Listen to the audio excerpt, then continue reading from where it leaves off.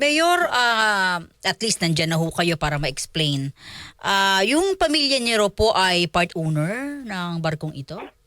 I will not deny that. My wife is part owner of Harrison Shipping Lines, pero hindi po ako. Mm-mm. Ako, previously I'm a worker of the company.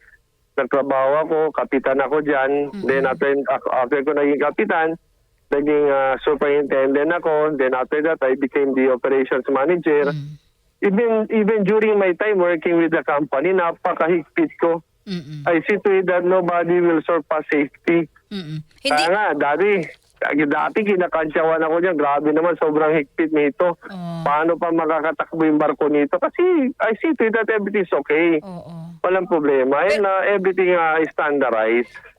Pero Mayor, ito sasabihin dyan, baka napagbigyan yung barko na maglayag kahit mayroong mga ilang problema kasi asawa nyo yung part owner. Hindi naman, ma'am. Bakit naman mapagbigyan? I am not in control of Coast Guard. I'm not in control of Marina. Each and every unfair naman yung sabihin na ganun sa akin. Opo. I will not accept that. Kasi how will I never even visited Marina office and even call Coast Guard to ask for favor. I never do that, ma'am. I'm a very fair person. Opo.